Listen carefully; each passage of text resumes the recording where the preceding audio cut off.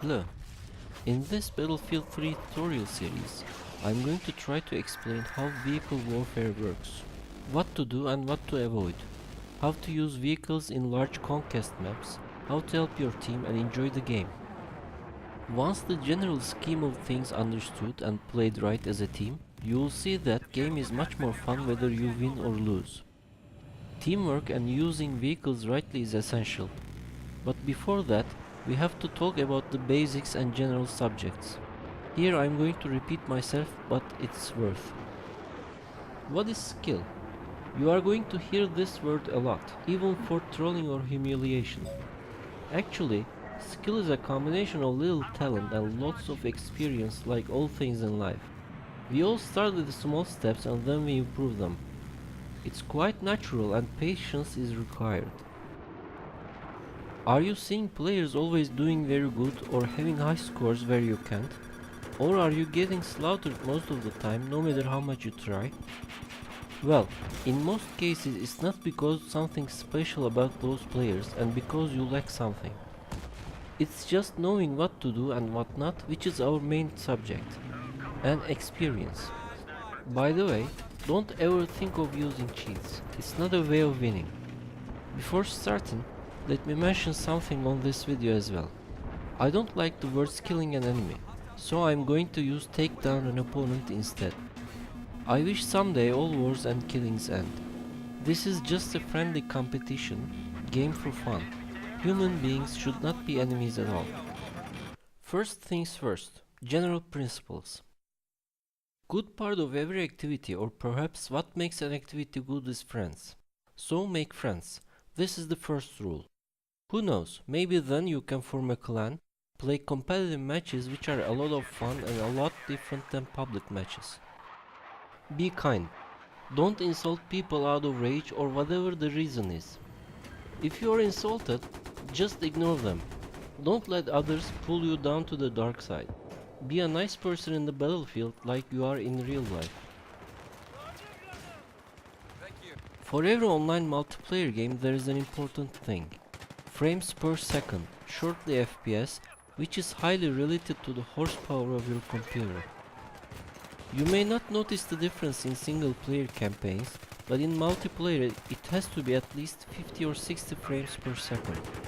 You can check your FPS count with several programs. I recommend MSI Afterburner, a free and good program for taking screenshots, recording your gameplays, tweaking your GPU, etc. Stay away from tweaking your GPU if you don't have any knowledge about it.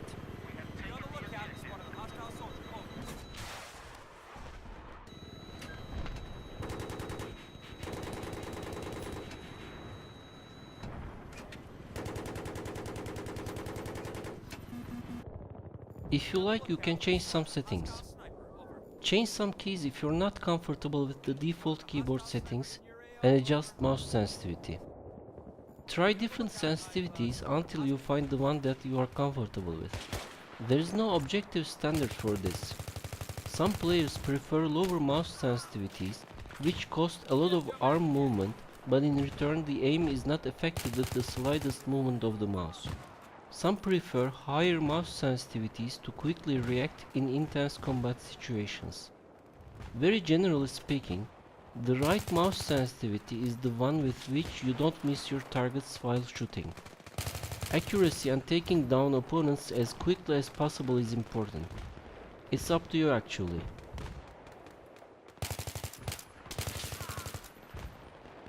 Understanding the battle scene. If you are a beginner, I recommend you to start with playing team deathmatch in rather less crowded servers to see how game mechanics and battle works. Once you start getting used to things, you can try other game modes. In large conquest maps with vehicles, you can of course play infantry, but if you want to play with vehicles, you have to learn how to control them. First go to an empty server and see how the vehicles work. Once you get the basics, you can start playing on rather less crowded servers and start unlocking the vehicle's perks. This is also important. Don't join a crowded server and get in a vehicle about which you don't have any idea, especially jets and helicopters. That will ruin your game as well as your team's. You'll see that with a little practice, it's quite easy, and day by day you'll see your improvement. Okay, let's get to the point. In warfare with vehicles, there are jets, helicopters, tanks, light armored vehicles, stationary equipments, etc.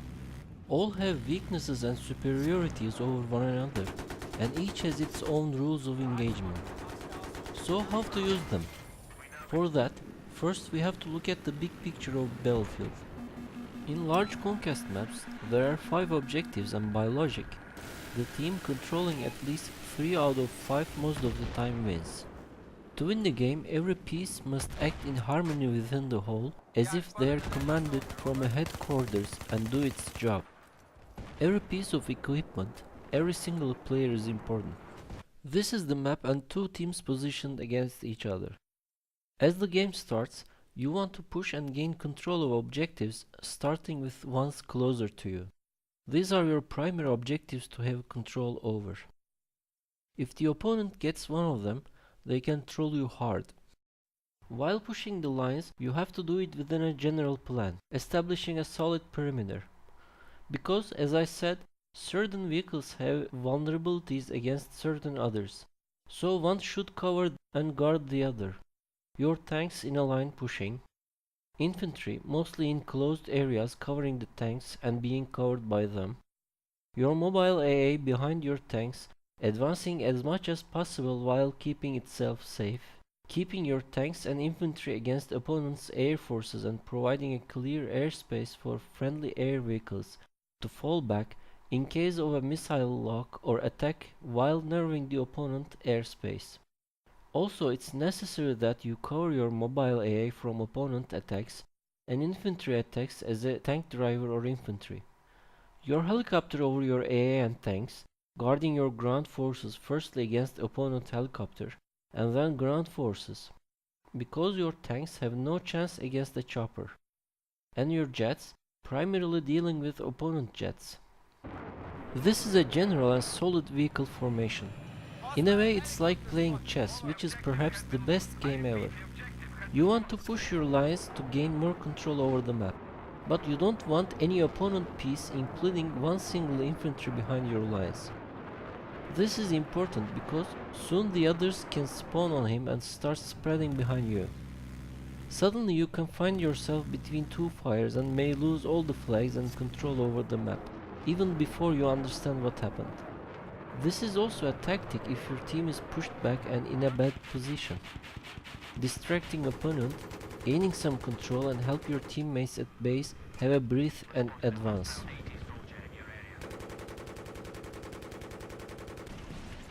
In order to be highly efficient as an individual, play towards the general plan. Help your team. Even repairing a friendly vehicle is a huge help. You want to win. Everybody wants to win. So play the objective. But play the objective in the right way. It doesn't always mean that you rush flag to flag and tear yourself. It's a team play. Do whatever you can in the best way you can. You can even play seemingly minor role, but if you are helping team, that's all matters. You can be in a scout helicopter, for example, and by nature of the vehicle, you have limited speed in the air. Just do your job and don't let others behind your lines. Do the scout thing. Spot the opponents. If opportunity shows up, help your jets in dogfights, etc. That's all needed for your team. Your KD doesn't matter.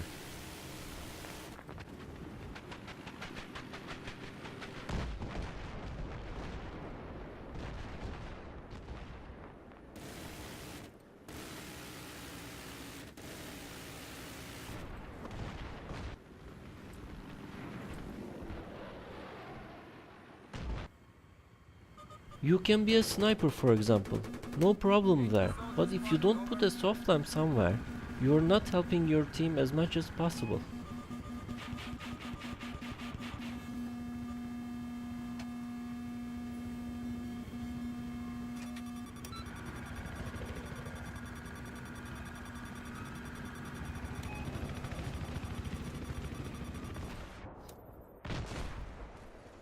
Use your vehicle properly and efficiently.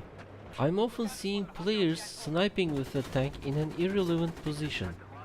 This means your team is playing with one less tank, or camping with mobile AA inside the base, for example, for easy gunship takedowns in armored kill maps. But hey, your team is losing because of you. Opponent air forces destroying your ground forces. I never attack a mobile AA close to their base, nor is it disturbing for me while in the air. If you see a match in which one team is dominating, it's most likely because of a mispositioned mobile AA or other vehicles. Observe it. You'll see that I'm right. Instead, be a pain in the ass for the opponent team. Shortly you'll see that you are the most attacked player in the game, which means that you are doing your job and doing it good. If you are not attacked, well, don't get out of your vehicle letting the opponents capture it. Die in there, especially in your mobile AA, because each team has only one mobile AA. Think this way, you are bailing the vehicle to survive, but the opponent in the right position to disable your vehicle is also able to destroy you on foot 80% of the time. You die anyway. Why give them your vehicle?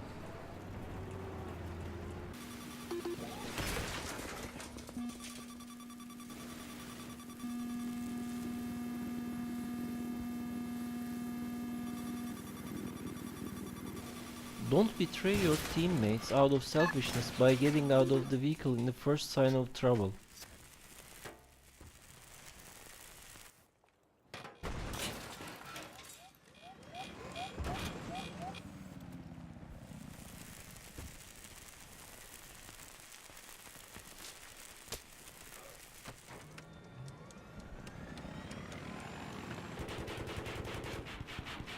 Don't force the gunner to get out of the chopper in order to play with your mate. Ask gently instead. You'll see that most of the time they will leave the helicopter. If they don't, well, in public matches you don't own the vehicle. Don't crash the vehicle on purpose, letting him die for another opportunity to be with your friend.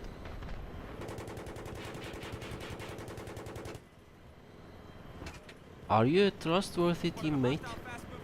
That's all really matters.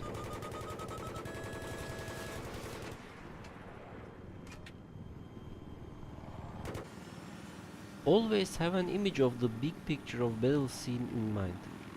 Know where your team and opponent team positioned.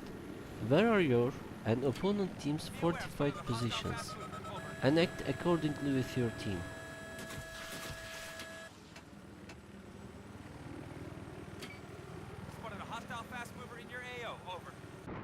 Don't rush while playing. Especially do not rush into opponent forces. If you try to dive in a fortified position of the opponent team alone, you'll be slaughtered by taking fire from multiple directions. It doesn't matter which vehicle you are using. You cannot cut the opponent forces at once. Slice them. Sometimes, even one player can change the course of the battle if played right. Be patient while improving your skills. Have fun.